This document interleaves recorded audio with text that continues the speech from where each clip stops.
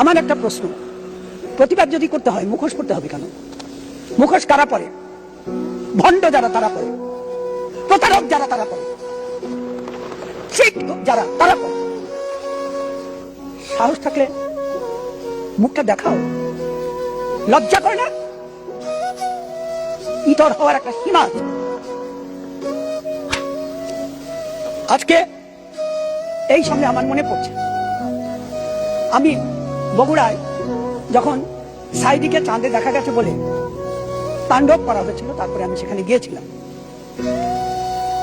এইভাবে সাইদিকে চাঁদে দেখা গেছে বলে সেখানে আওয়ামী লীগের সভাপতি মমতাজ সাহেব, তার বাড়িতে আগুন দেওয়া হয়েছে। বাড়িতে কিন্তু সেই ছেলে মেয়েরা, তার পরিবারের অন্যান্যরা ছিল।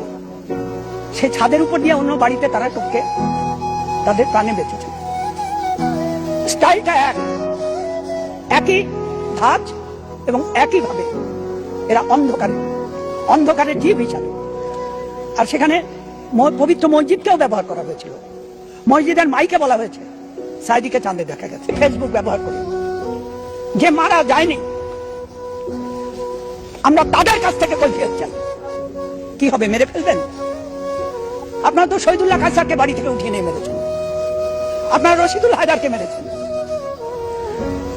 এরা সেই 14 ডিসেম্বরের সেই শক্তি, 1971-এর, যারা বুদ্ধিজীবীদেরকে হত্যা করেছে, যারা মুক্তিযুদ্ধে 9 মাস খুঁজে খুঁজে বাংলাদেশ যাতে এগোতে না পারে, স্বাধীনতার বা মুক্তির সংগ্রাম যাতে তার কাঙ্ক্ষিত লক্ষ্যে পৌঁছাতে না পারে, এমনকি পরাজয়ের আগ মুহূর্ত পর্যন্ত এই বাংলাদেশ যাতে তার নিজের সেই শক্তিতে দাঁড়াতে না পারে, তখন তারা এইভাবে খুন করে গেছে মানুষকে, শিক্ষককে, ডাক্তারকে, প্রকৌশলীকে।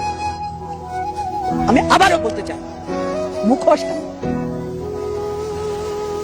কাপুরুষ মুখ দেখানোর সাহস থাকে না। আর তারা আছে সেই উপাচার্যের বাড়িতে, এমনকি নারী শিশুর সেই সামান্য তাদের সঙ্গে যে সৌজন্য, সেটা পর্যন্ত রক্ষার কোনো প্রয়োজন বোধ করে না। আমার একটা প্রশ্ন,